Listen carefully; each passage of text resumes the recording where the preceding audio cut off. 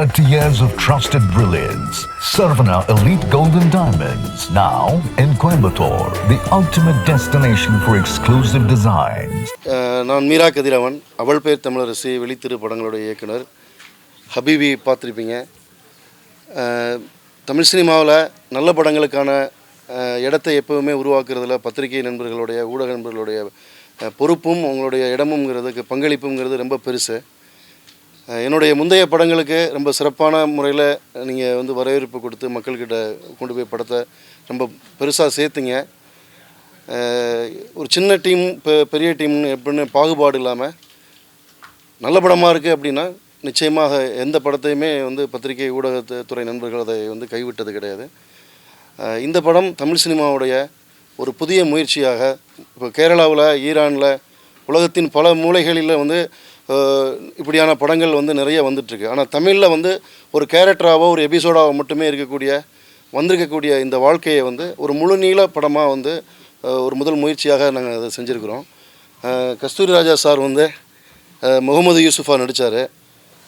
தனஸ்ரீ அவங்க கதிஜா பர்வீன் நடித்தாங்க. சாலியா சாச்சி கேரக்டர் நடித்த அவங்களுடைய பேர் அனுசுரையா ராஜன்.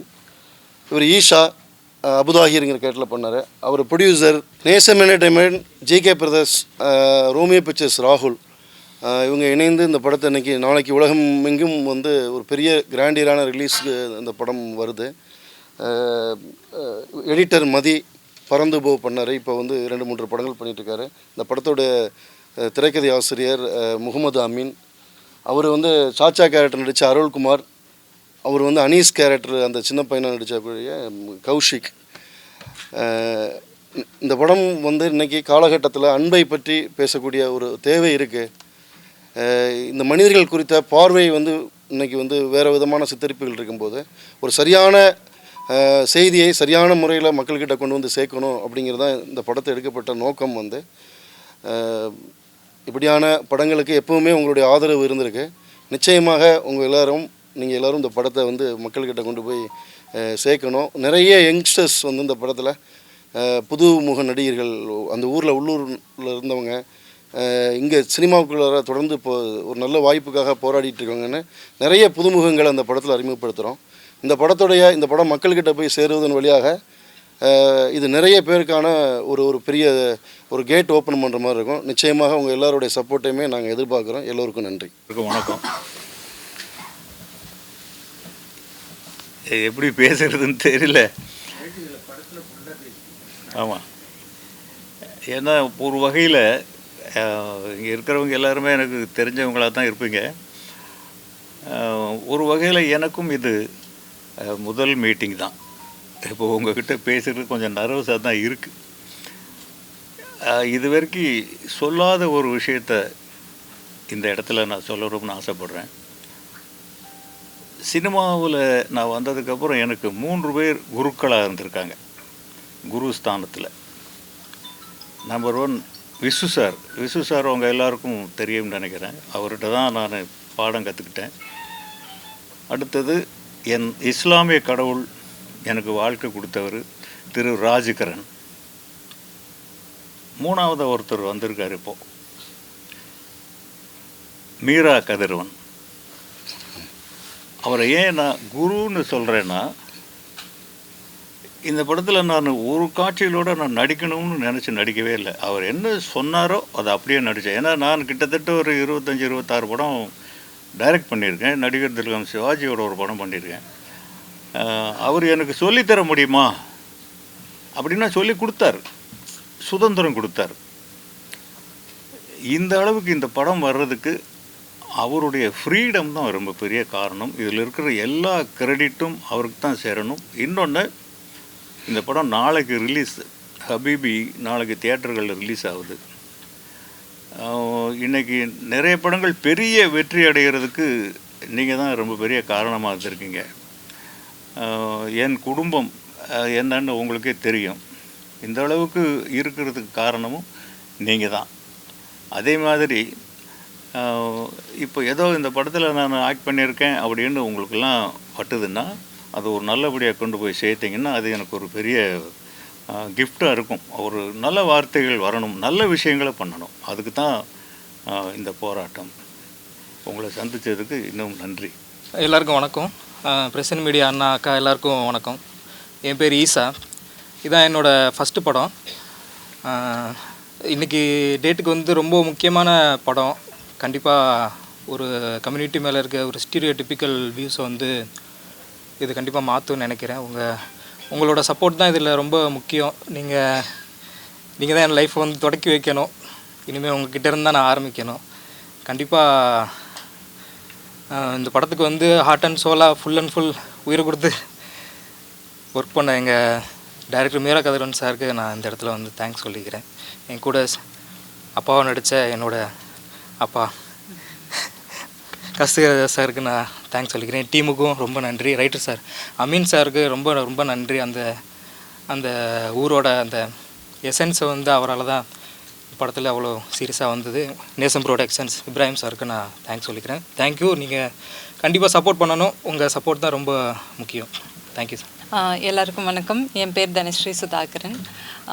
இந்த ஹபீபி ஃபிலிமில் நான் கதீஜா பர்வீன் கேரக்டர் பண்ணியிருக்கேன். எனக்கு ஃபஸ்ட் தமிழ் ஃபிலிம் வந்து ஹபீபி தான். So first of all thank you Meera sir and whole crew, each one of them அவ்வளோ சப்போர்ட்டிங்காக, அவ்வளோ பேஷன்ஸாக நல்லா ஒர்க் பண்ணியிருக்கேன். இதில் மலையாளத்தில் நான் ஒர்க் பண்ணியிருக்கேன், ஆனால் தமிழில் ஃபஸ்ட் டைம் தான். So thank you for this support media team and தொடர்ந்து இருக்கும் நினைக்கிறேன். Thank you so much. Hi everyone, I am Anusraya Rajan. I'm from Kerala. இது என்னுடையும் first movie, Tamil movie Habibi, and it's so special. And thank you all for coming. உங்களுக்கு எல்லாருக்கும் பார்த்துட்டு படம் பிடிச்சிருக்குன்னு நினைக்கிறேன். And hope you all liked it. நாளைக்கு தான் ரிலீஸ். ஸோ ரொம்ப எக்ஸைட்டடாக இருக்குது, நர்வஸாக இருக்குது. And please support us. Thank you so much. நேரம் குறைவாக இருக்குது, எல்லாம் பசியாக இருப்பீங்க. சாப்பிட்ற நேரம் வந்து தமிழ் சினிமாவில் இன்றைக்கி காலகட்டங்களில் வந்து ஒரு ஆறுதலான ஒரு கதையை வந்து ஒரு குடும்ப உறவுகள் இன்றைக்கி உலகமே வந்து ஒரு செல்ஃபியில் சுருங்கிடுச்சு. இன்றைக்கி வந்து ஒரு 10 பேர் ஒன்று சேர்ந்து ஒரு ஃபேமிலியாக ஒரு பிக்சர் எடுத்துக்கிறதுங்கிறது இன்றைக்கி ரொம்ப அபூர்வமாக இருக்குது. இந்த போஸ்டர் எப்படி எல்லோரும் சேர்ந்து ஒரு பிக்சரை எடுக்கிறது ரொம்ப அபூர்வமாக இருக்கோ, அந்த அபூர்வமான ஒரு கதையை வந்து உங்களுக்கு சொல்ல நாங்கள் விரும்பினோம். இந்த படத்தில் வந்து ஷூட் பண்ணுறது, அந்த படத்துடைய இசை, நடிகர்களுடைய தேர்வு அப்படின்னு வழக்கமான படங்களுக்கு எழுதின மாதிரி இதில் எழுத முடியாது. நீங்கள் படம் பார்த்தவங்களுக்கு தெரிஞ்சிருக்கும். வழக்கமான படங்களுக்கு நடிகர்களை தேர்வு செஞ்ச மாதிரி இதில் தேர்வு செய்ய முடியாது. வழக்கமான படங்களை ஷூட் பண்ண மாதிரியும் இதை ஷூட் பண்ண முடியாதுல்ல. நிச்சயமாக இந்த படத்தை வந்து பார்க்குறதுலேயும் கொஞ்சம் ஒரு வழக்கமான ஒரு ஒரு சினிமாவிலேருந்து விலகி இருந்து தான் நம்ம வந்து இருக்கிற கிளிஷேஸ் எல்லாம் பிரேக் பண்ணின்னு பண்ணணும் அப்படிங்கிறதுக்கான ஒரு விஷயமாக தான் அதை நாங்கள் பண்ணியிருக்கோம். நிறைய இந்த ட்ரெய்லர் நிறைய சப்போர்ட் நிறைய பேர்கிட்ட ரீச் ஆகிருக்கு. நிறைய பேர் இந்த படத்தை சோசியல் மீடியாவில் ரொம்ப இந்த படத்துக்காக ரொம்ப ஈகராக வெயிட் பண்ணுறேன் அப்படிங்கிற மாதிரி நிறைய கமெண்ட்ஸ் ரீட் பண்ண முடியுது. எல்லோரும் ஹபீபியை வந்து தேட்டரில் வந்து பார்க்கணும். இந்த படத்துடைய வெற்றி என்பது நிறைய இளைஞர்களுடைய, நிறைய புதிய நடிகர்களுடைய ஒரு புதிய ஸ்கூல், ஒரு சினிமாவுடைய நிறைய திறமையானவங்க வர்றதுக்கான வாய்ப்புகள் இருக்குது. எல்லாருமே இந்த படத்தில் நடித்த கஸ்தூரிராஜ் சார்லேருந்து எல்லாருமே வந்து ஒரு பெரிய அர்ப்பணிப்பை கொடுத்து இந்த படத்தில் நடித்தாங்க. இன்றைக்கி காலகட்டத்தில் ஒரு பெரிய செய்தியை இந்த படம் வந்து உங்களுக்கு கடத்திருக்கும்னு நம்புகிறோம். அந்த செய்தியை நீங்கள் எல்லாருக்கிட்டையுமே கொண்டு போய் சேர்க்கணும். எல்லோருக்கும் நன்றி. சார்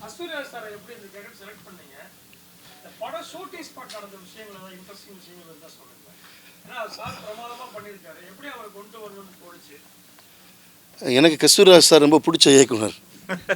எனக்கு வந்து அவருடைய என்ராசாவின் மனசில் வந்து என்னுடைய ஃபேவரட் படங்களில் ஒன்று. இப்போ நிறைய நடிகர்களை தேடிக்கிட்டு இருக்கும்போது இப்போ எனக்கு விழித்திரு படத்தில் சார் வந்து பாரதி ராஜா சாருடைய ஸ்டுடியோவில் வந்து விழித்திரு படம் பார்த்துட்டு என்னை ரொம்ப ஹக் பண்ணி ப்ரைஸ் பண்ணியிருந்த ஒரு ஞாபகம் என்னோடய மூளையில் ரொம்ப கனமாக பதிஞ்சிருந்தது. வந்து அப்போது சினிமாவில் வந்து ஒரு இஸ்லாமிய கதாபாத்திரம் அப்படின்னாலே வந்து ரொம்ப தடித்த தாட்டிகமான உருவமாக, நெத்தியில் தழும்பு வச்சு ஒரு ஒரு ஒரு கலராக ரொம்ப வெள்ளையாக இருக்கக்கூடிய ஒரு ஸ்டெரியோ டைப்பான நடிகர்களாக தான் இருப்பாங்க வந்து. ஆனால் சாரோடைய அந்த திராவிட ஸ்கின் டோன், சாரோடைய அந்த அந்த முக அமைப்பில் இருக்கக்கூடிய ஒரு தமிழ் முகம் இருக்கு இல்லையா, அந்த தமிழ் முகம் வந்து இந்த கதைக்கு தேவைப்பட்டுச்சு. ரெண்டாவது, இந்த கதையை புரிஞ்சுக்கிறதுக்கு ஒரு அனுபவம் உள்ள மற்றவங்க எல்லாருமே புதுமுக நடிகர்களாக இருந்தாலும் இந்த கதாபாத்திரம் ரொம்ப வலுவான கதாபாத்திரங்கிறதுனால இதை ரொம்ப ஸ்ட்ராங்காக புரிஞ்சுக்கிறதுக்கான ஒரு எக்ஸ்பீரியன்ஸ் உள்ள ஒரு ஆளாக தான் முடியுங்கிறதுனால நான் சாரை அப்ரோச் பண்ணேன். சார் வந்து ஸ்கிரிப்டை படிச்சுட்டு ரொம்ப அன்பிலீவபிளான சப்போர்ட் பண்ணார். இன்னும் சொல்லப்போனால் நான் எல்லா என்ட்ரிலையும் சொல்லிகிட்டு இருக்க மாதிரி தான் அவர் வந்து கிட்டத்தட்ட எத்தனை நடிகர்கள் மானிட்டரில் பார்த்துருப்பார், எத்தனை நடிகர்களுக்கு கரெக்ஷன் சொல்லியிருப்பார். ஆனால் ஒரு ஷாட்டு கூட அவர் வந்து மானிட்டர் பக்கம் வந்து நின்று பார்த்ததே கிடையாது. சார் என்னென்னா ஒரு தண்ணி மாதிரி வந்தார். ஒரு பாத்திரம் யூசுஃபுங்கிற ஒரு பாத்திரம் செஞ்சு வச்சுருந்தோம். அந்த பாத்திரத்துக்கு அப்படியே அந்த தண்ணி அந்த வடிவமாக எப்படி மாறிக்குமோ அப்படி மாறினார். எவ்வளோ சிரமங்கள் இருந்தது. நாங்கள் வழக்கமான சினிமா மாதிரி எடுக்க முடியல. ஏன்னா அது ஒரு இஸ்லாமிய தெருக்களுக்குள்ளார பெட்போர்டு வண்டி போக முடியாது. ஏன்னா நிறைய மசூதி இருக்கும், தொழுகை நேரங்கள் 5 நேரம் இருக்கும்.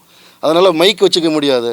அதனால் வந்து நாங்கள் ரொம்ப கவனமாக தான் உள்ளே போய் வெளியே வரணும். அதனால் நாங்கள் பெட்போர்டு வண்டியை வெளியே நிறுத்திட்டு ஒரு குட்டி யானையை வச்சு தான் நாங்கள் எக்யூப்மெண்ட்ஸ்லாம் உள்ள ஊருக்குள்ளே கொண்டு போவோம். ஸோ அப்போ கேரவன் அப்படி ஒரு பெட்போர்டே போக முடியாத வண்டி இருக்கும்போது ஒரு கேரவன் எப்படி போகும்? ஒரு கேரவன்லாம் இருக்காது. அப்போ சார் வந்து புரிஞ்சுக்கிட்டு சூழலை புரிஞ்சுக்கிட்டு அவருக்கு இன்னும் சொல்லப்போனால் ரொம்ப உடம்புக்கே முடியாத ஒரு நேரத்தில் கூட நான் இங்கேருந்து பேக்கப் ஆகி போயிட்டா தம்பி ஒரு 40-50 லட்சம் உங்களுக்கு லாஸ் ஆகும் திரும்பி வர்றது அப்படின்னு சொல்லிட்டு இல்லை நான் கஷ்டப்பட்டு ஒரு இயக்குனராக அந்த இடத்துல வந்து ஒரு இயக்குனர்னா நான் அதை செய்ய மாட்டேன், நான் வந்து என்ன கஷ்டப்பட்டாலும் நான் முடிச்சுட்டு போகிறேன்னு சொல்லி முடிச்சுட்டு போனார் வந்துட்டு.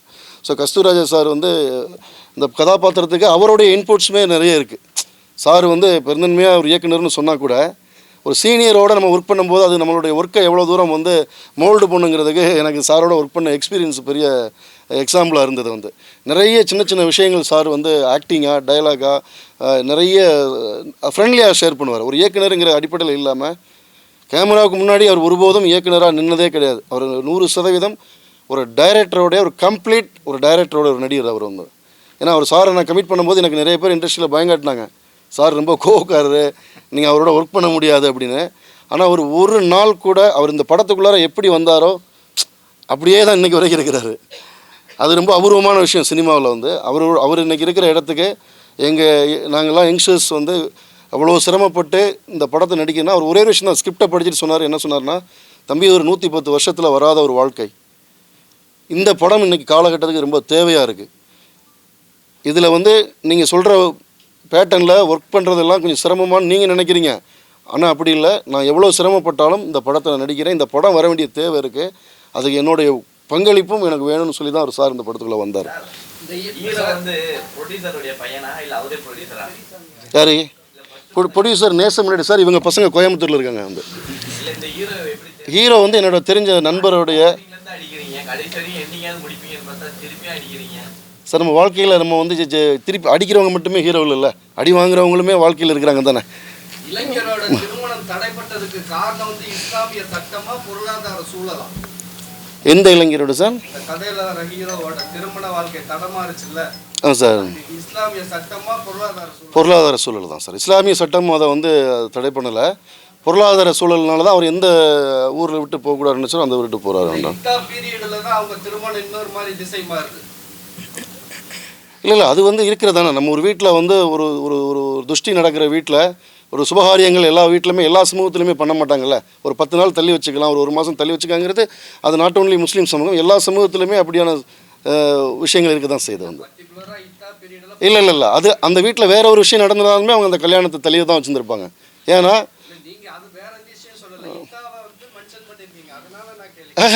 இதனால கல்யாணம் பண்ணிக்கக்கூடாதுன்னெலாம் இல்லை.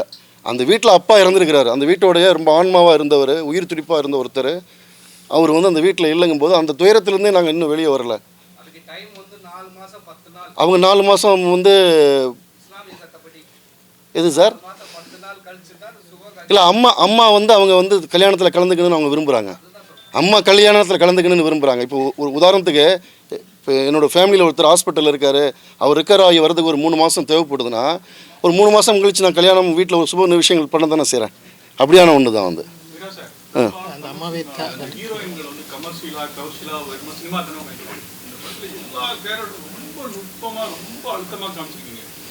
நிஜ வாழ்க்கை பாதிப்பா இல்லை படிச்சுட்டா என்ன காரணம்? அது முன்ன தடவை பார்த்தா சின்ன சின்ன கேரக்டர் சின்ன சின்ன டைலாக் கூட அவ்வளோ நல்லா வந்திருக்கு. என்ன காரணம் சார்? நான் வந்து பெண்களை கொஞ்சம் இந்த சமூகத்தின் ஆன்மாவாக நினைக்கக்கூடிய, இந்த வாழ்வின் ஆன்மாவாக நினைக்கக்கூடிய ஒரு ஆள். அப்புறம் நான் அடிப்படையில் நான் வந்து என்னுடைய தந்தை வழி, என்னோடய தாய் வழியில் இருக்கக்கூடிய அக்கா தங்கச்சிங்க சித்தி எல்லாமே நான் பார்த்து தான். இந்த சாலியா கேரக்டருங்கிறது வந்து எங்கள் கண்ணில் நாங்கள் பார்த்தது தான் வந்து. ஸோ பெண்கள் வந்து இந்த சமூகத்துக்குள்ளார ரொம்ப முக்கியமான ரோல் ப்ளே பண்ணுறாங்க. ஆனால் அந்த பெண்கள் குறித்து வரக்கூடிய படங்கள் வரக்கூடிய போர்ட்ரேட்டுங்கிறது வந்து இஸ்லாமிய பெண்கள்லாம் இப்படி தான் இருப்பாங்க அப்படிங்கிறது ஒன்று இருந்தது இல்லையா? அப்படி இல்லை, பெண்கள் ரியலாக இப்படி தான் இருக்காங்கிறத நாங்கள் காட்ட விரும்பினோம் தான்.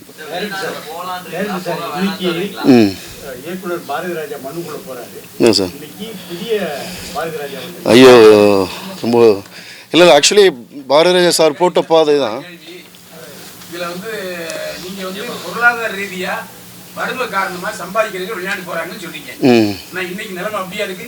அஜித் வெளிநாடு போயிட்டாரு, இந்த சிவகார்த்திகேயன் வெளிநாடு தங்கியிருக்காரு, இருக்கப்பட்டவங்கலாம் போகிறாங்களே, அவங்களுக்கு என்ன செய்யுது? இல்லை அது கதையில் அன்னைக்கு போனாங்க, இன்னைக்கு போகல. அவர் வந்து 80 யாரு யுவன் சங்கர் ராஜா போயிருக்காரு, ஏஆர் ரஹ்மான் போயிருக்காரு, சிவகார்த்திகேயன் போயிருக்காரு, செட்டில் ஆயிட்டார். அங்கே செட்டில் ஆயிட்டார். இதுக்கு என்ன சொல்றீங்க? ரங்கநாதன், உங்கள் கேள்வியை நான் ரொம்ப எதிர்பார்த்தேன். நீங்கள் இல்லைன்னா அந்த விழாவே களை கட்டாது. அதாவது ஆக்சுவலி வந்து என்னென்னா 80களில் இயந்திரமயமாக்கல் இந்த கதையில் நீங்கள் நெசவு தொழில ஒரு மெட்டாஃபோர் குறியீடாக தான் பார்க்கணும். அந்த 80களில் அவங்க போனது வேற, அஜித், யுவன் சங்கர் ராஜா இவங்கெல்லாம் போனது வேற, அதுக்கான காரணங்கள் வேற, இதனுடைய கதை அமைப்பு வேற. ஒரு படம் நல்ல ஹிந்தி ஃபேமிலியில், சாரி முஸ்லீம் ஃபேமிலியில் ஒரு அழகாக இருந்துச்சு. சாப்பாடு வந்து இந்து சாப்பாடு போட்டுக்கீங்களா? என்ன சாப்பாடு? சைவமா? சரி விடுங்க. சக்ஸஸ் மீட்டில் வந்து